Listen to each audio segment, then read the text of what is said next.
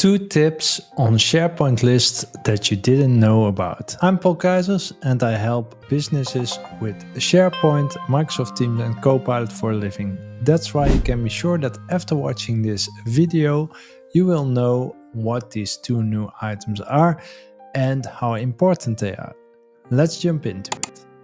So here we are in our browser window, and what we see is that we have a forms button. That's the first one I want to show you. Here we can create a custom form. When I click on it, it will open a window, and once it's opened, I can create a new form. Here you will see that the form that is generated by default. So here I can say add items to holidays because it's a holiday list, and please add your items to the holiday list. Next to it, we already see on the right hand side which columns are shown here. So that's really nice. It gives directly some input. I can shuffle around with the fields, and as you can see, I can view the choices. I can add a choice. So here we go. Dark day 1.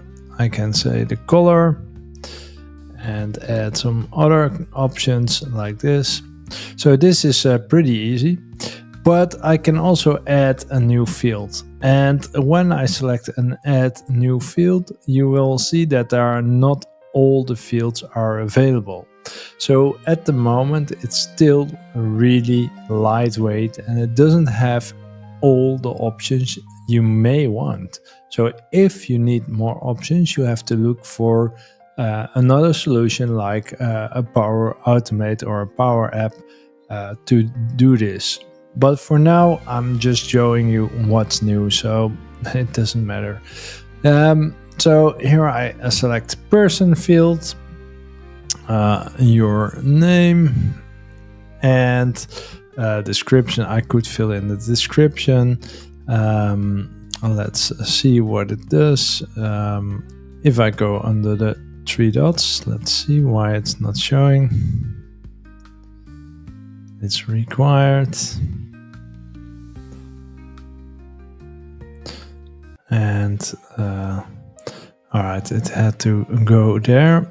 Then I have the 3 dots and I can go to settings.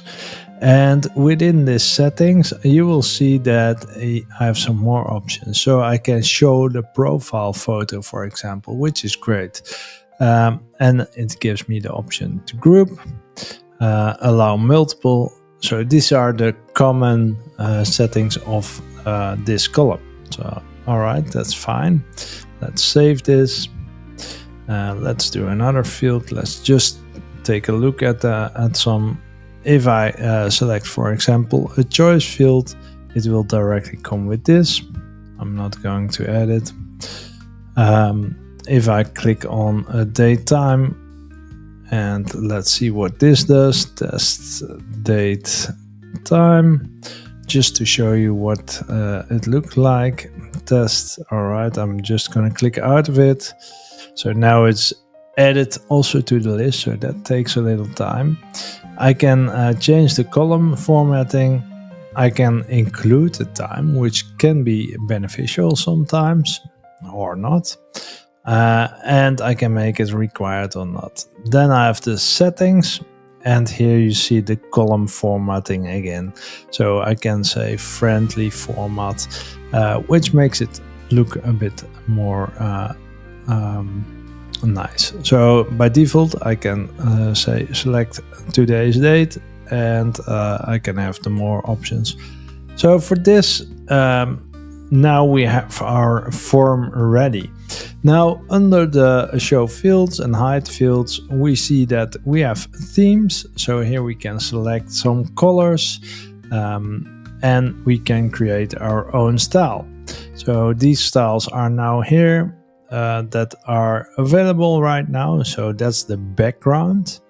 But you also have this front ground or theme color, and this will show as the submit button. So here we go. I just add this brown color because the blue color is logical. You see that all the time. I will not do that. Then we've got some settings here, and here we can select accept responses, so it's open to respond. And you can set a message when they submit, but I can also close it for exception, so people cannot use it. I'm going to open it for now. And then we have the send form.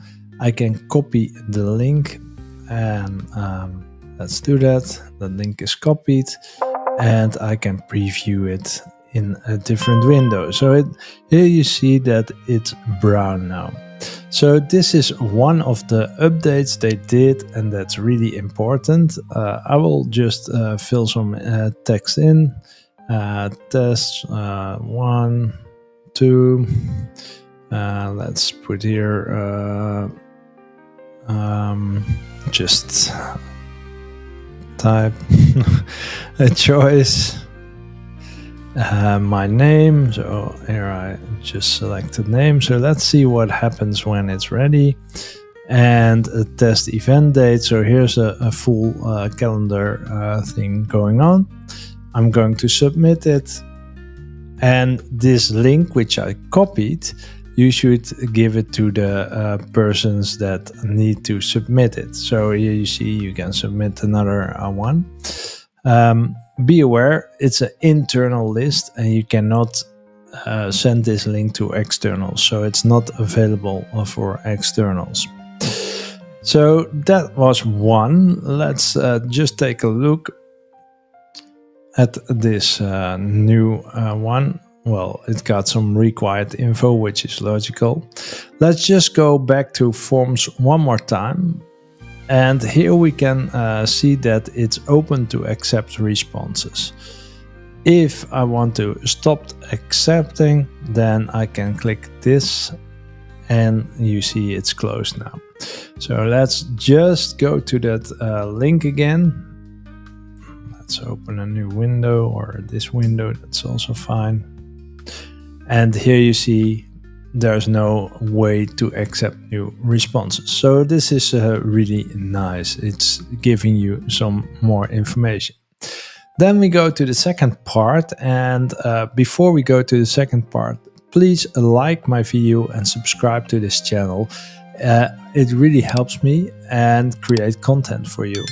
And if you have any ideas, you can always DM me for questions that you think, okay, if this would be in a video, that would be great. So let's go back to the video now. Yes, so maybe you have noticed, but Microsoft has integrated the lists functionality that was only available in lists now in SharePoint. So for example, you have now the ability to have like 6 views, because I added some more, and here you can see that there are a few more. If I go through the views, I'm just going to do that. I have a tiles view, I have a just normal view, I have a board view, so this is really nice. This is coming to get to planner.